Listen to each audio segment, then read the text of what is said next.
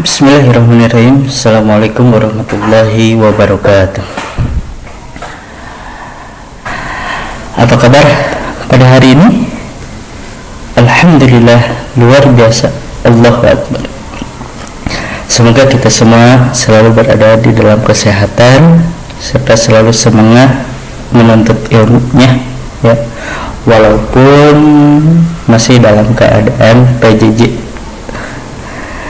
Nah, mudah-mudahan PJJ ini cepat berlalu, kemudian kita bisa tatap muka di sekolah. Amin ya Allah ya Rabbal Alamin. Ya sahabat-sahabatku, jangan lupa membaca doa dan Asmaul Husna dulu ya. Berdoa dulu ya sebelum kita mulai pembelajarannya.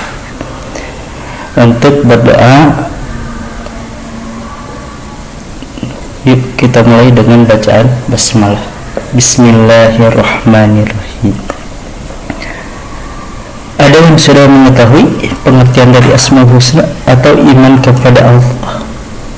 Ya. Jika belum, yuk kita simak pemaparan ini. Kemudian nanti silakan jika ada hal yang kurang dimengerti atau mau ditanyakan, silakan nanti bisa ditanyakan, ya. Insyaallah kita menginjak kepada bab yang ke-1, yaitu aku selalu dekat dengan Allah, ya, atau iman kepada Allah.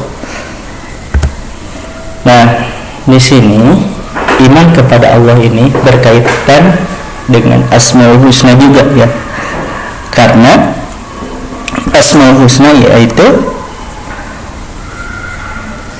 nama-nama Allah yang baik, ya. Jadi Allah itu mempunyai 99 nama, ya, yang disebut dengan Asmaul Husna. Nah, dari sini kita akan mempelajari dua subbab, ya, yaitu yang pertama pengertian iman kepada Allah, kemudian yang kedua Asmaul Husna. Nah, dalam pengertian iman kepada Allah serta Asmaul Husna, maka kita akan mempelajari 4 poin sifat Asmaul Husna. Yang pertama itu ada Al-Alim, yang kedua itu ada Al-Khabir, yang ketiga itu ada As-Sami', dan yang keempat itu ada Al-Basir. Nah, dari keempat asma Allah tersebut, cakupan kita bisa membacanya, ya, dalam artian nanti bisa mengamalkan Asmaul Husna, ya, bukan cuma 4. Akan tetapi harapan Bapak bahwasanya sahabat-sahabat semuanya bisa mengamalkan 99 nama Allah atau Asmaul Husna. Yang kedua, bisa memahaminya dalam artian kita memahami asma-asma Allah, nama-nama Allah, agar dalam berperilaku, ya, ataupun dalam keseharian kita selalu mawas diri, ya, ataupun kita selalu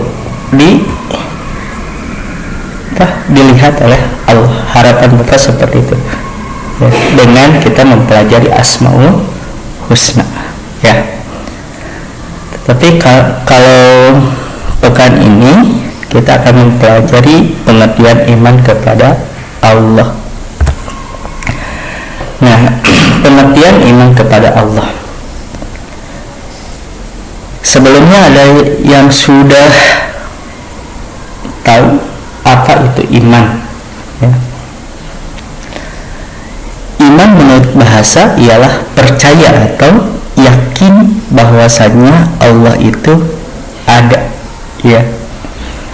Kemudian menurut istilah adalah membenarkan dalam hati, mengucapkan dalam lisan, dan mengamalkan dengan amal perbuatan. Dalam artian membenarkan di dalam hati itu kita yakin bahwasannya ada Allah, ya. Kita meyakini bahwasanya Allah itu ada. Kemudian mengucapkan dalam lisan. Seperti apa? Seperti membaca kalimat-kalimat thayyibah, kalimat-kalimat Allah, istighfar, ya, membesarkan nama Allah. Kemudian membaca Asmaul Husna, itu mengucapkan dengan lisan, serta mengamalkan dengan amal perbuatan. Nah, mengamalkan dengan amal perbuatan itu seperti apa? Mengamalkan dengan amal perbuatan itu seperti kita membantu orang tua, kemudian membantu teman yang sedang ada dalam kesulitan atau masalah dan lain sebagainya.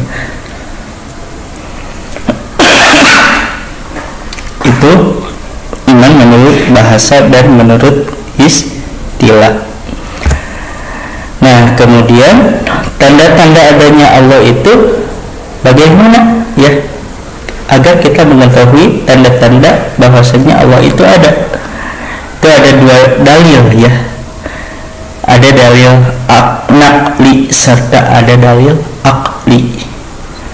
Kalau menurut dalil naqli, yaitu menurut Al-Quran, ya. Contohnya yang menerangkan Allah berada di dalam Quran surat Al-Ikhlas. Yuk kita sama-sama untuk membacanya, ya. A'udzu billahi minasyaitonir rajim. Bismillahirrahmanirrahim. Qul huwallahu ahad, Allahus samad, lam yalid wa lam yulad wa lam yakul lahu kufuwan ahad. Yang artinya, dengan menyebut nama Allah yang Maha Pengasih dan Maha Penyayang. Qul huwallahu ahad, katakanlah Allah itu esa. Allahus samad, Allah tempat meminta sesuatu. Lam yalid wa lam yulad, Allah tidak beranak dan tidak pula diperanakan.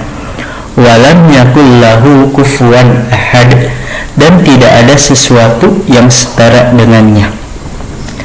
Jadi Allah itu, ingat bahasanya Allah itu esa, tunggal ataupun satu, ya. Allah itu satu.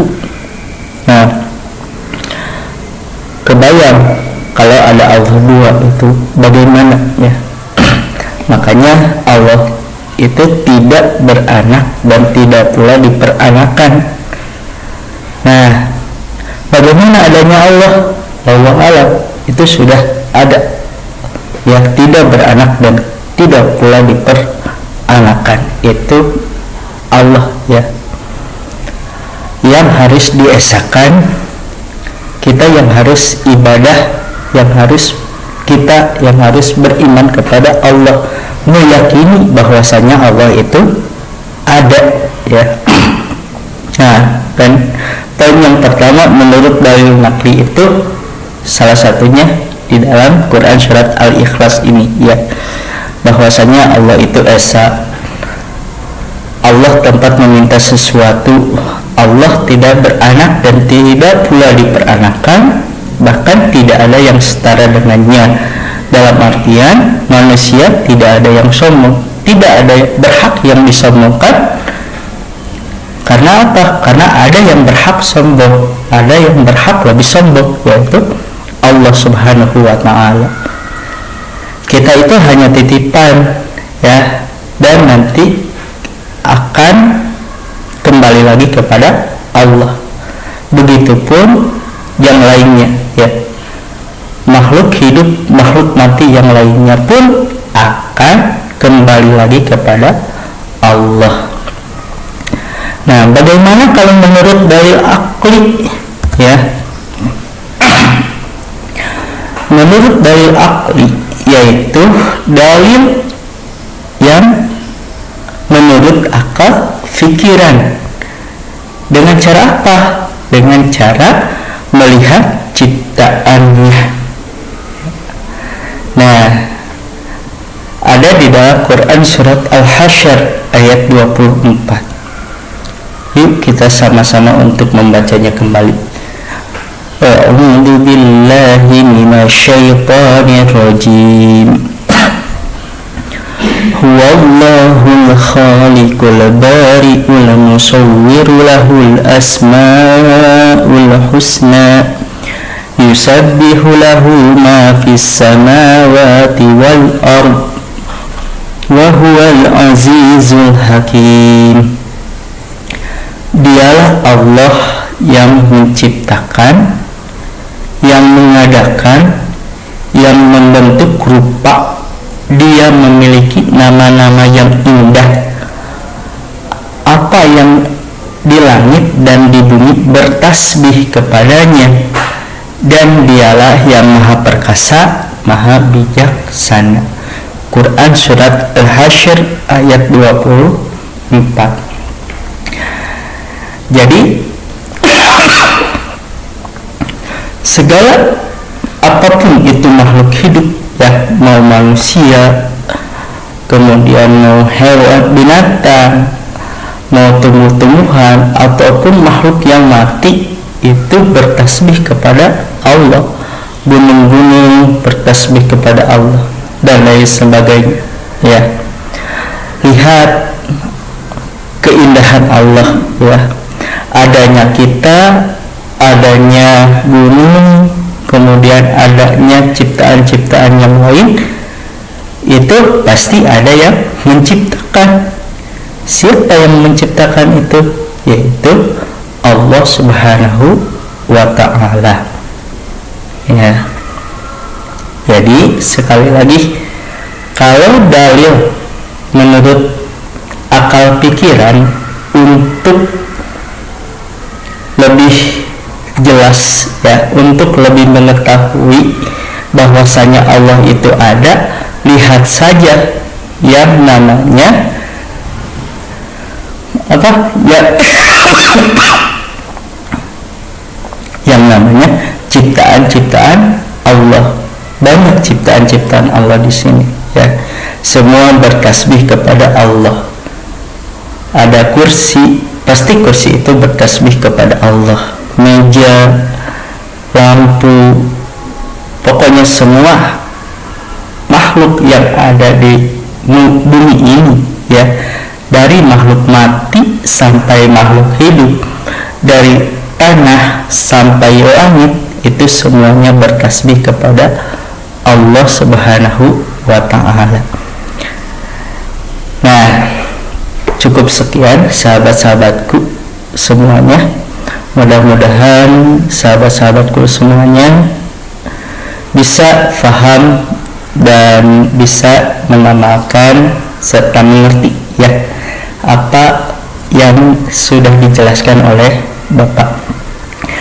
Jika ada yang kurang ataupun ada yang belum mengerti, silakan untuk dijawab di kolom komentar, ataupun bisa saja melewati japri kepada Bapak, ya. Bapak tunggu untuk pertanyaan-pertanyaannya. Kita akhiri saja pertemuan kita ini dengan membacakan bacaan hamdalah secara bersama-sama. Alhamdulillahirabbil alamin. Wassalamualaikum warahmatullahi wabarakatuh.